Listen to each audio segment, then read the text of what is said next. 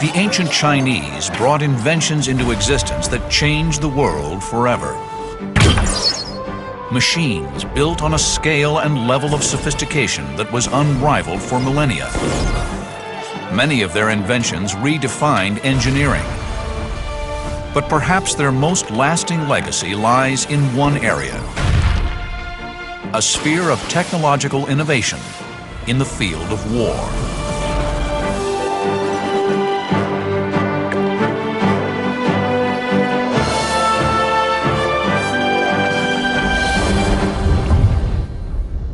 At over 6,000 years old, China is one of the planet's most ancient civilizations, and today boasts the largest army in the world. 60 centuries of military heritage has left an incredible legacy of technologically advanced weapons. Now, new discoveries are making us realize that much of what we thought we invented actually existed thousands of years ago. Armies that used handguns, landmines, and massive attack catapults to destroy whole towns. Lethal flamethrowers that rained fire on the attackers. High-velocity cannons and lethal incendiary bombs that blasted whole battalions out of existence.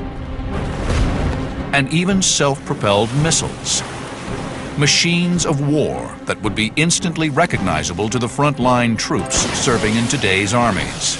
Most of the weaponry used in modern warfare has its roots originally in China. Chinese military innovators were thousands of years ahead of their time. The Chinese, throughout a lot of history, have been at the absolute cutting edge of military technology.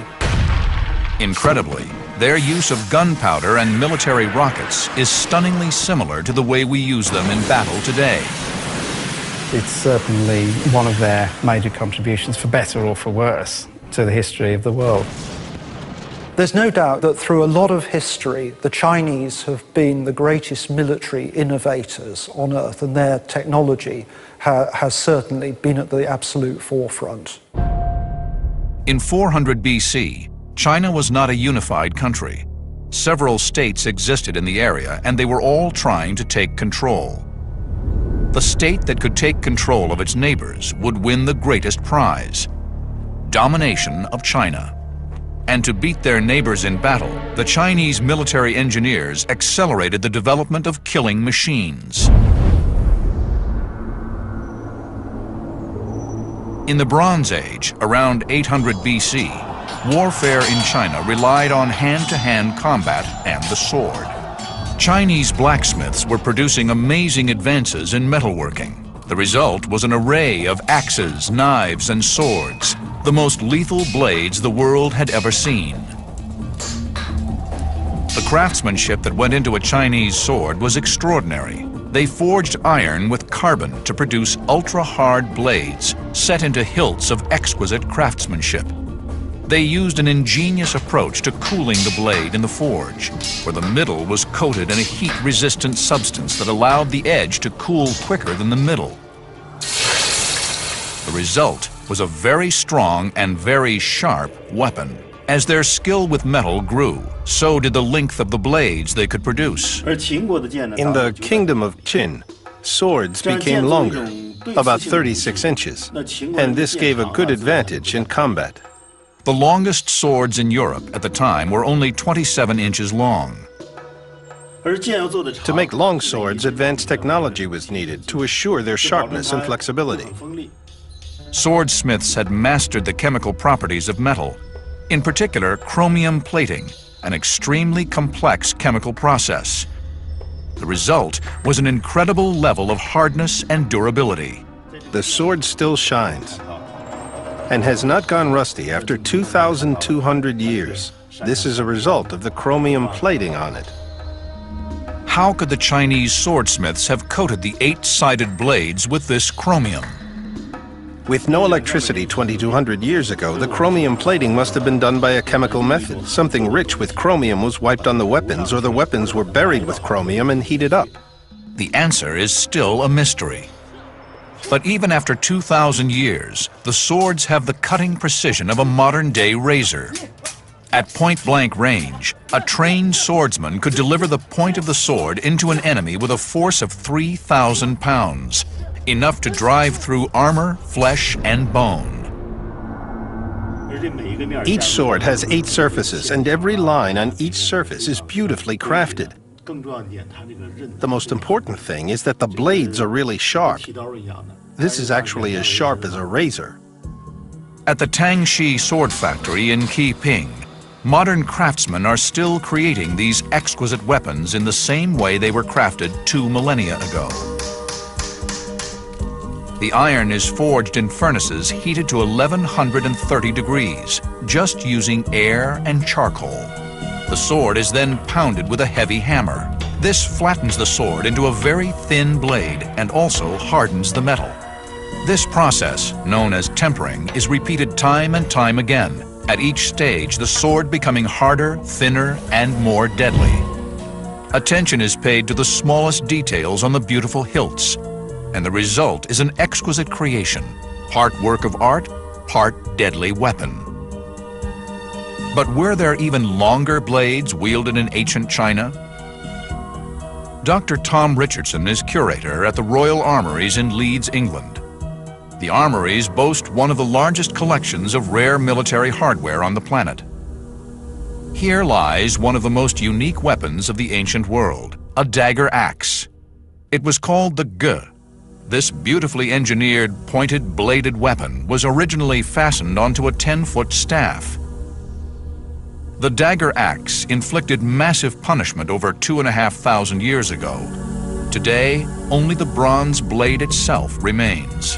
The fluke at the back of the blade passes through the haft, and the slots here on the back of the blade are intended to bind the blade onto the haft. The weapon's precision design ensured that the blade could be used to maximum effect in hand-to-hand combat. Each blow would deliver a force of 6,000 pounds. To be on the receiving end of just one thrust would have been agonizing. They're swung on very long hafts, and you can imagine the concussive impact of one of these blades swung on the end of a long pole. By 1000 AD, China was over 1,000 years old and had consolidated her military might. Her engineers and blacksmiths were becoming expert at creating deadly weapons. But it was the chemists and alchemists who stumbled across a mixture that would completely rewrite the history books and redefine the art of war like nothing before or since. The art of warfare would be unrecognizable today were it not for a 1,000-year-old Chinese invention. The first we hear about gunpowder in ancient China is actually from philosophical Taoist tracts. These were scientists looking for elixirs of immortality, and what they found was in fact the exact opposite. The art of warfare was changed forever. The introduction of gunpowder was the first time that any kind of energy other than human muscle had been applied to warfare. Until that time, everything had to be done by either human or animal muscle. Gunpowder harnessed chemical energy, which could be released over a very short period of time, and gave that enormous power into the hands of the military. The first place that happened was China. But how is this world-changing substance made? It turns out to be a fairly simple recipe. John Naylor is an expert in the history of military hardware. The basis of gunpowder and any sort of explosive is a fuel. In this case, the fuel is charcoal. We need to powder it, grind it down. In fact, it often works best to have a mixture of coarse and fine powdered charcoal. Powdered charcoal is mixed with 2 other common chemicals in precise proportions. Mixed together and ground very carefully, you end up with your black powder. The bowl and spoon John is using are made of pure silver. John cannot risk using steel or any other metals that can spark when banged together.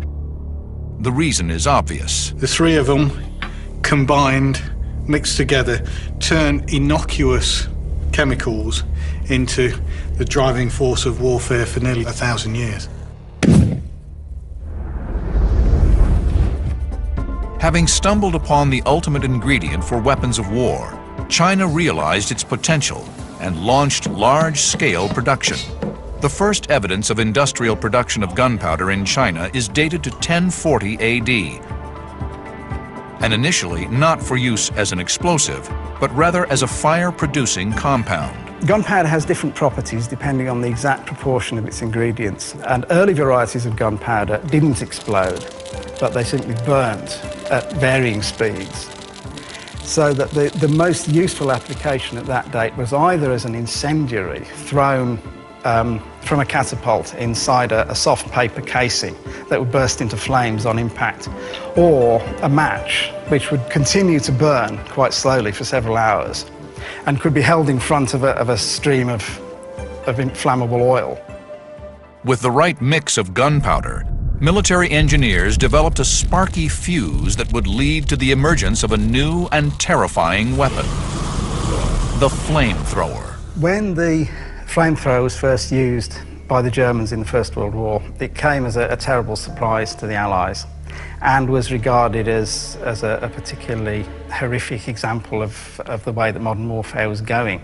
I think it would have been a surprise to anyone at the time to realise that flamethrowers had been in use for nearly 1,000 years in China. Throwing or projecting fire was not a new tactic in warfare. Greek fire had been in use for several hundred years before that, but the Chinese advance on this was to produce a continuous stream of flammable liquid. This ancient flamethrower was among the first to utilize liquid fuel. This flamethrower is from the Song dynasty. It was made to use gasoline, which had been used in China very early on. The liquid properties of gasoline meant it could be sprayed out of a nozzle. This was then ignited at the muzzle by a piece of slow match impregnated with gunpowder. So this was not only the first continuous action flamethrower, but it was also the first known use of gunpowder in military technology.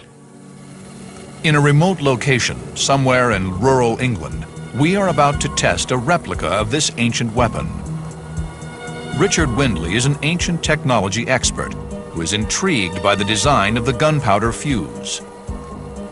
Certainly the ignition details we have for the flamethrower from the original text indicate that it was some kind of very slow burning but sparky fuse which gave plenty of sparks but burned relatively slowly. It'd be no good having a fuse that burned quickly because it would just burn away and there wouldn't be enough ignition there for the thing to keep up a continuous stream. But what flammable agent would the ancient Chinese pyro commandos have used in their weapons? We think that what they were using was something similar to gasoline or kerosene. So what I'm actually using in this device is a mixture of the two.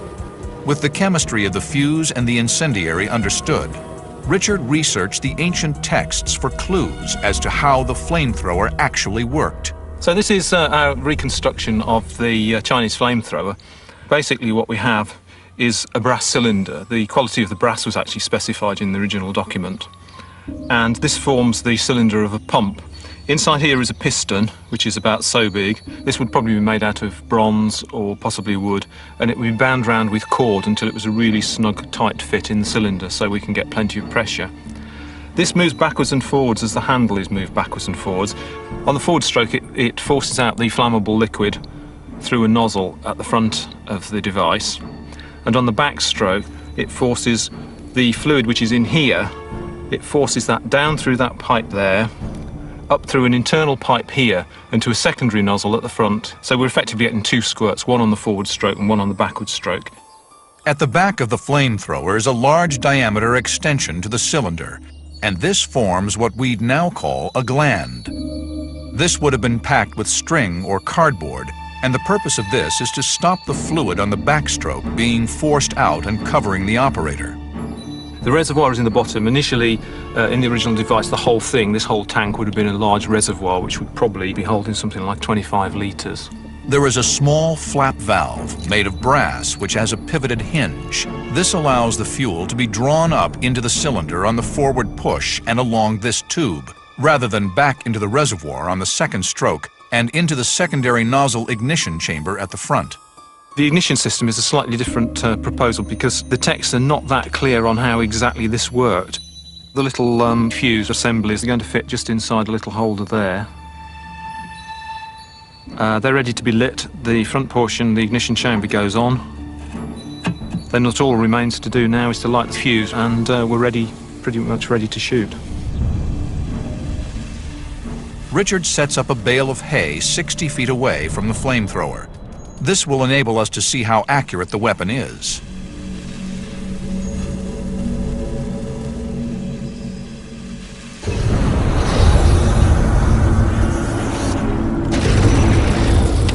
The flamethrower fires burning gasoline over 60 feet and instantly incinerates the target Richard has set up. A devastating weapon of war.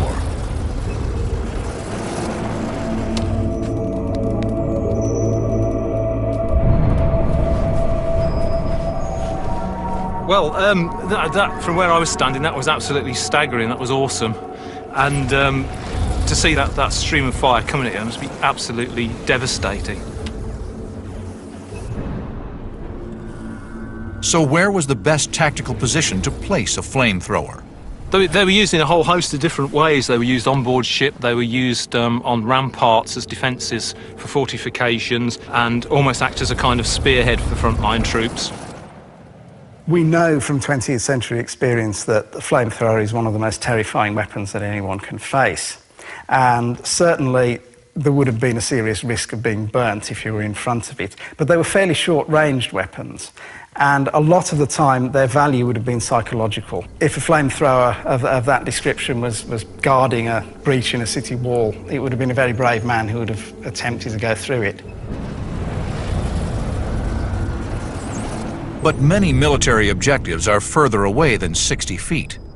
There is amazing evidence that the Chinese designed and built weapons that could fire devastating projectiles over a mile. Before the advent of gunpowder in China in 1000 AD changed the art of warfare, the Chinese had long been shooting projectiles across battle lines, using the crossbow. But there is intriguing evidence that the Chinese military engineers took crossbow technology to its ultimate limit.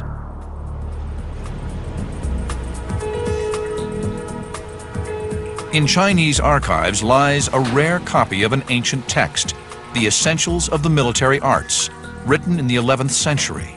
It is a magnificent document on ancient Chinese warfare. Within its pages are fascinating glimpses of complex and awe-inspiring machines. One such machine was the triple crossbow, an incredibly powerful siege weapon. The triple crossbow was a 25-foot-long device that employed not one, but 3 bows to give it extreme power. This was a heavy-duty assault weapon that needed a whole team of men just to arm the beast. This is the largest long-range weapon. The original model would be twice as big, twice as long as this model. Mostly it's used to defend, but it could certainly be used for attack. It has fierce power from these triple bows. It would take 10 soldiers or more to turn the axle and to load the string on the trigger. But what kind of ordnance could this monster unleash? The arrows for the siege crossbow were huge. They were made from iron and could fly as far as a mile. These 10-foot full metal jacket-tipped missiles would have smashed through anything they met. But despite its gargantuan size, the siege crossbow was a mobile and versatile weapon. The giant siege weapon was mounted on a pivot and axle, allowing it to be targeted quickly and with precision. Once the weapon had a target in its sights, the power straining to unleash the missile would be freed by banging the trigger with a hammer.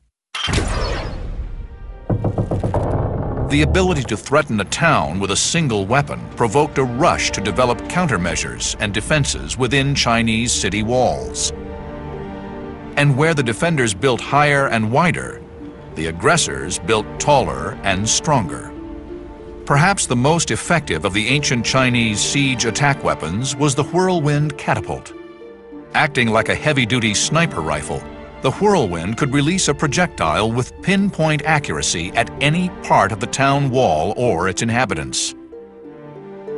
Western siege catapults of the time worked by pulling down a massive weight, loading the projectile, and then releasing the weight. The Whirlwind was different. There was no weight. Instead, a squad of 10 men would pull down on the short end of the lever, hurling the 120-pound ball up to a quarter of a mile. This meant that the Whirlwind was a very light and mobile multiple-use weapon and could be deployed anywhere around a siege or even in open battle. But there's more. Western catapults needed a solid frame to support the great weight. The elite Whirlwind catapult was supported by just a single pole.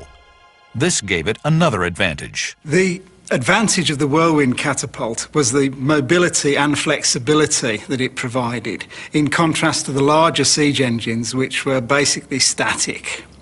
A Whirlwind catapult could be mounted on a tower or a city wall and used to command a very wide arc of fire, or alternatively, on the battlefield, it could be rushed quickly to any place where massed firepower was required.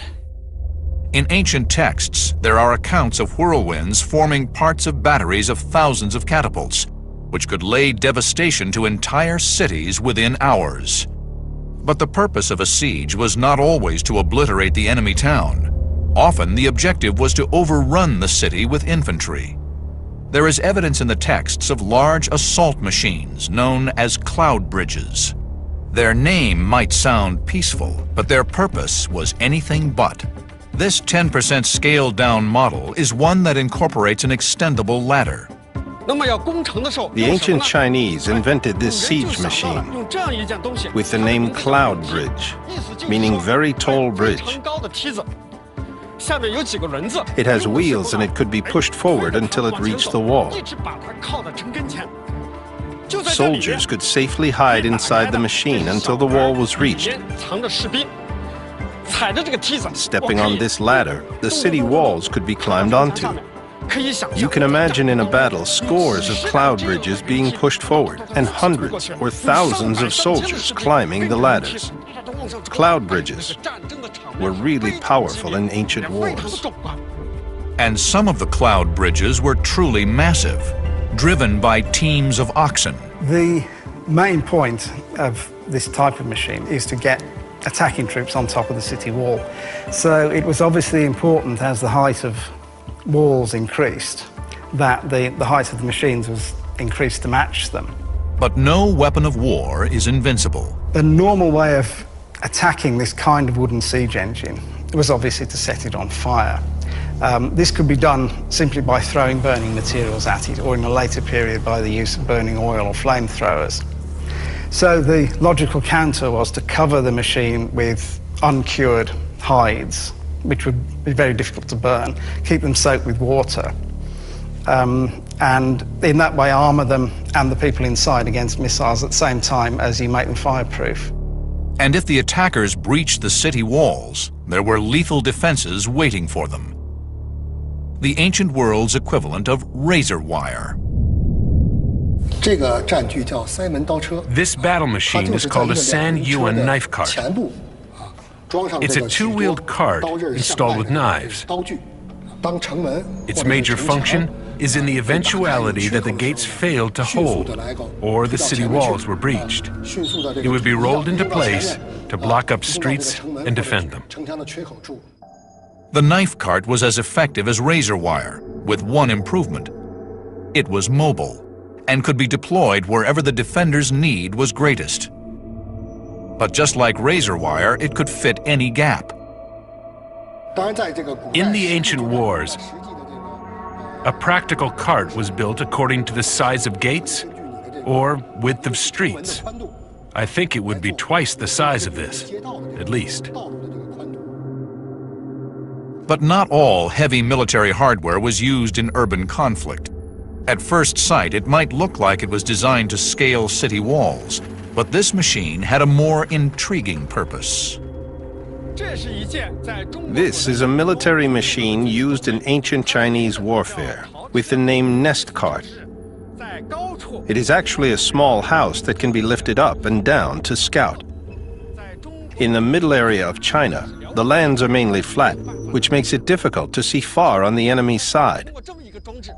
With this device, we could see the enemy's situation from high. Military satellites fill the tactical role of the nest cart in modern warfare. However, there are ancient Chinese weapons that were developed nearly a millennium ago, whose basic technology is little changed from that used by our armed services today. The Chinese innovated the greatest revolution in warfare technology the world has ever seen: the gun.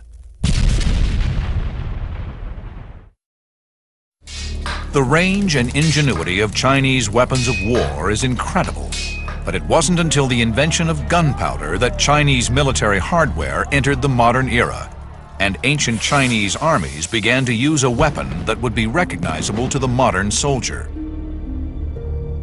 By the 10th century, weapons called fire lances, bamboo tubes filled with kinds of gunpowder, mixed with fragments of iron, ceramic shards, things like that, they were set fire to. You advance towards the enemy, and these things spit fire and various bits of poisoned ceramics. At the same time, new compositions of gunpowder were being developed, which produced much more explosive force and less in the way of flames. And when these were combined with the principle of the projectile being forced out of a barrel, the result was the development of the gun. In the National Military Museum in Beijing lies a stunning weapon: the world's first handgun. Made in the Xisheng period in 1351, this extraordinary weapon shows characteristics of a modern firearm, including the clearly visible muzzle and firing chamber. The invention of gunpowder weapons certainly revolutionized Chinese warfare, but it did far more than that. Within 40 years, the same technology had spread all the way from China to the west of Europe. And in fact, the use of gunpowder as a propellant, as a weapon, revolutionized world warfare. This is an example of a Chinese gun, probably of the 16th or 17th century, but it's a wrought iron construction with hooped staves around the barrel. And this type of gun appears really very, very early in China. You can see at the center there's a thickened breech section to reinforce the barrel against the blast as the main charge goes off. And you can see the touch hole where light's applied to it. A fuse would be placed into the hole. When this fuse was lit, it would carry the flame into the breech of the weapon. Inside, the packed gunpowder would explode violently. The entire force of the explosion had nowhere else to go other than to force the projectile out of the long tube towards the hapless target. The bullet is projected out of the gun with incredible force. The same principle which is used in the early handguns which have been found from medieval China can be applied to very much bigger weapons, including cannon large enough to batter down city walls. This is the earliest tube-shaped metal gunpowder weapon in the world. It was made in the year 1332 and is the grandfather of all modern cannons. The calibers and length of the tubes have become bigger through the development of the cannon. This means it can support heavier bombs and bigger trajectories, and the damage done by the cannon becomes bigger and bigger. But the devastation caused by an explosion can be employed as a method of attack in itself: the bomb. There is evidence in ancient texts that the Chinese invented explosive devices with triggering mechanisms nearly 1,000 years ago. A new discovery is forcing us to go back and rewrite the history books. There was an ancient Chinese weapon tactically identical to a device used on the battlefields of Vietnam. Could the Chinese have invented the landmine? Most people would expect that a landmine would be an innovation of the 20th century, but in fact something very similar was in use in China as early as the 13th century, and by the 15th it had been developed into a very sophisticated device which could be set off by the pressure of a person's foot. This would release a pin which would release a weight underground and set off a flint and steel detonator. and this would explode a large piece of bamboo stuffed full of gunpowder right underneath the enemy soldiers' feet. This would send shards of bamboo and other shrapnel exploding upwards and through the feet of the enemy, rendering them immobile.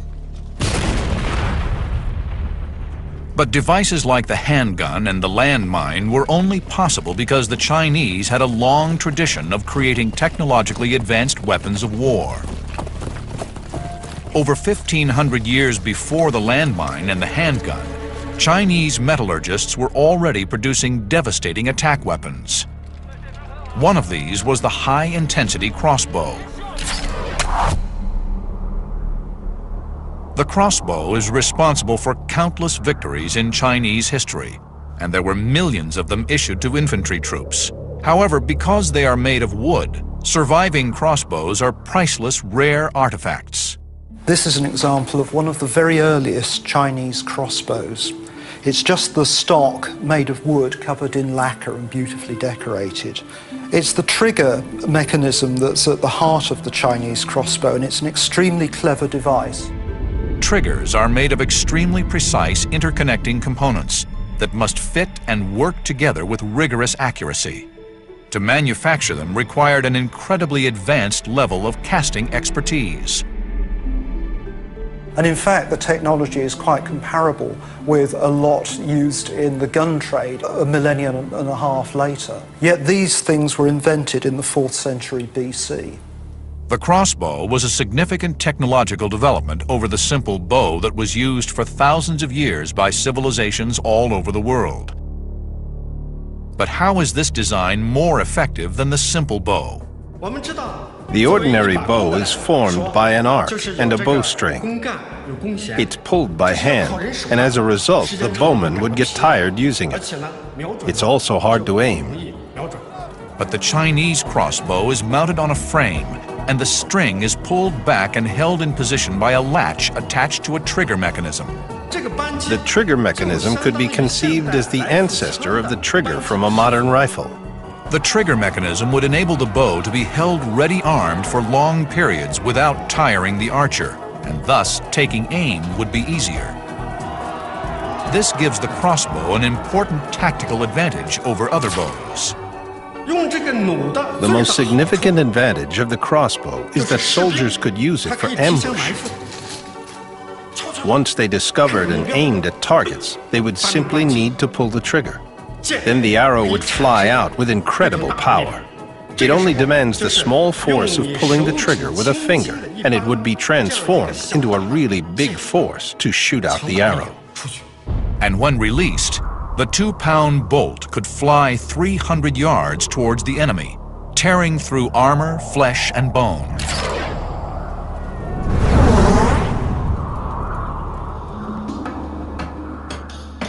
Crossbow technology and the skill of crafting these elegant assault weapons has not been lost. Yang Fuxi comes from a long family line of crossbow makers that dates back nearly 2,500 years. He still makes bows to an ancient design, using only the tools and materials available to the ancients. I couldn't tell you how many generations in my family have been making bows. My ancestors were all bow makers. This looks exactly the same as a crossbow excavated from a West Han tomb. This is a Han Nu crossbow. In Chinese, this means with anger. Its history can be traced back to 2,500 years ago.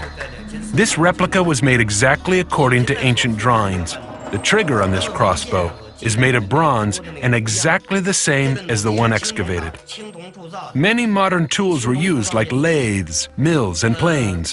Our ancestors could make these exquisite triggers thousands of years ago without modern tools. Through the process of creating these beautiful replicas, Yang Fuxi has discovered a tactical benefit of the crossbow. The leather strips bound on the chocks are to fasten the bow. The bow can be disassembled to make it convenient to carry on military marches, and then reassembled on the battlefield. But how powerful could a crossbow get And what was its ultimate range? According to ancient texts, the most powerful crossbow could have a tensile force of up to 260 pounds. It was called crossbow loaded with feet. It could reach over 500 yards. Very deadly. This devastatingly lethal attack weapon could fire 20-inch bolts at the enemy, with a force equivalent to being hit in the chest with a modern .357 bullet. But the Chinese military were continuously developing and refining their arsenals. By 200 AD, they had taken the crossbow to a new lethal level.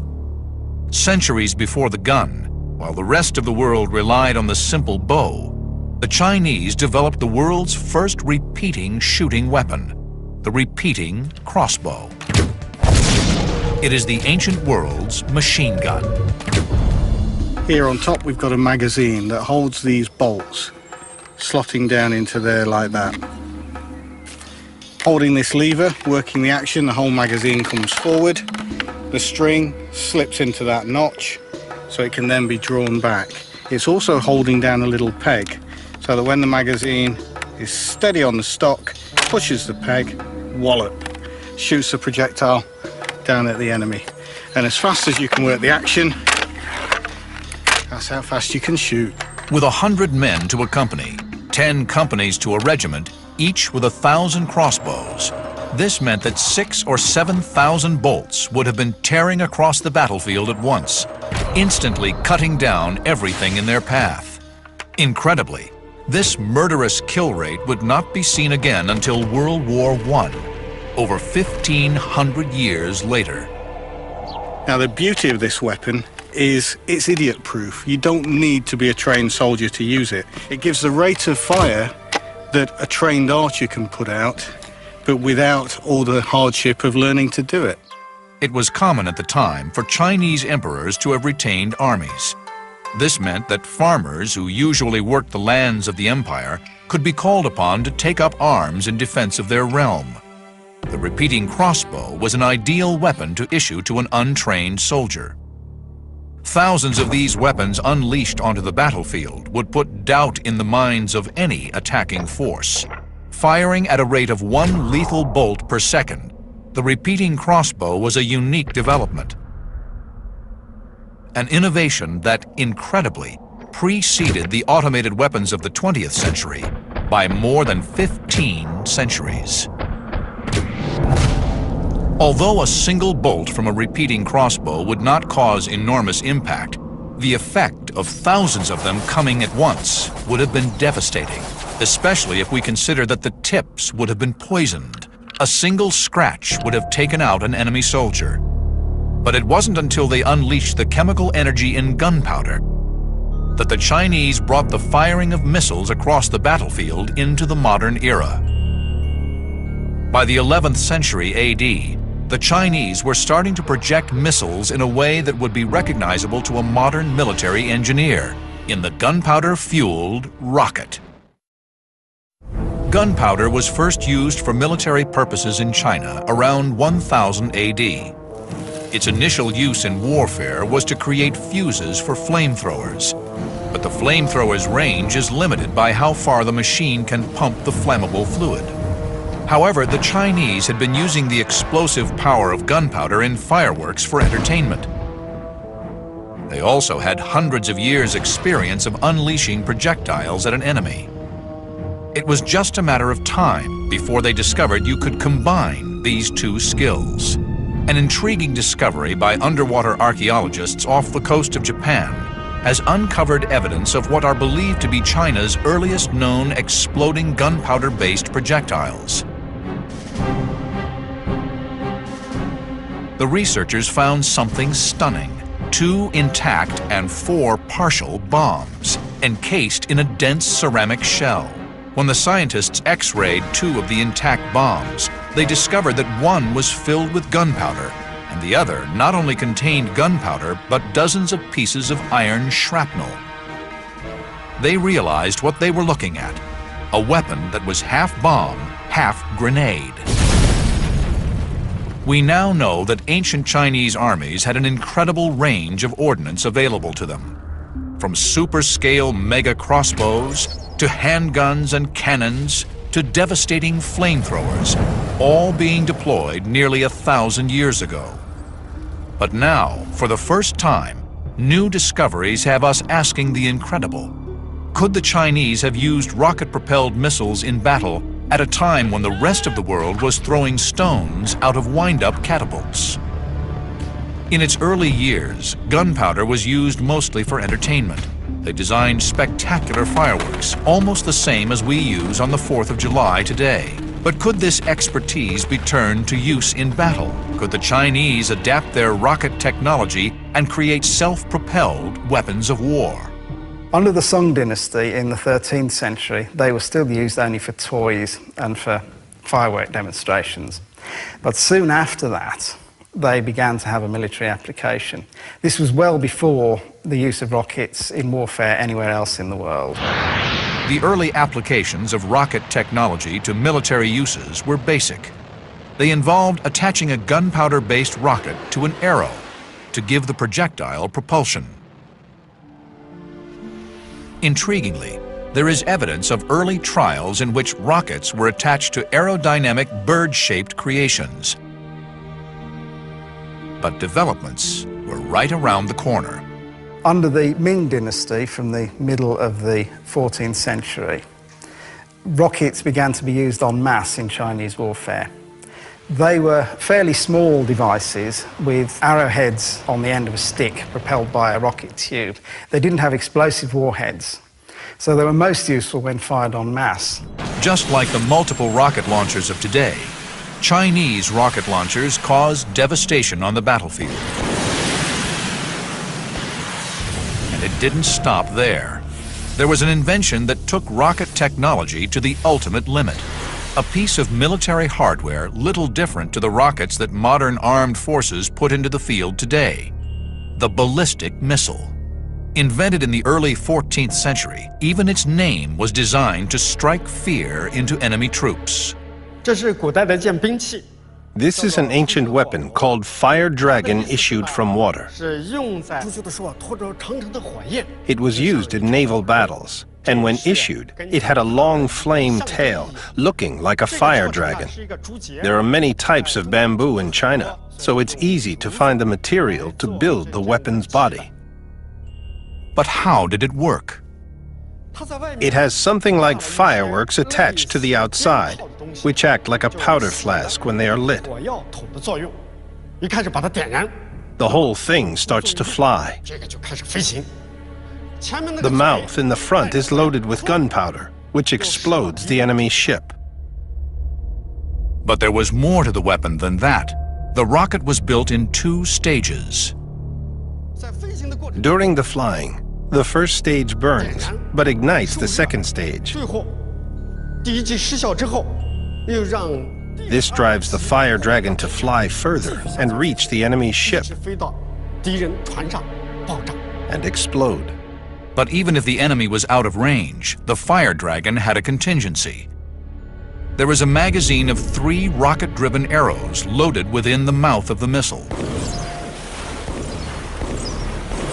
Hundreds of Fire Dragons flying through the air at an enemy fleet would have caused panic and devastation. This Fire Dragon issuing from the water might be thought of as a sort of primitive cruise missile.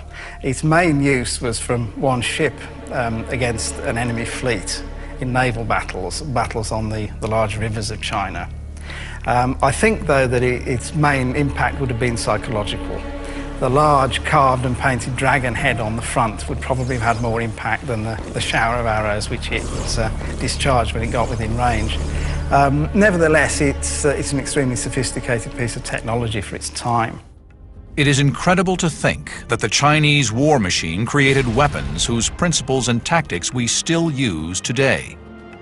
Those first Chinese military technicians who first used gunpowder to propel a rocket device forward can take as much credit as anyone for putting a man on the moon. Thousands of years ago, they were creating weapons that would be instantly recognizable to the modern soldier.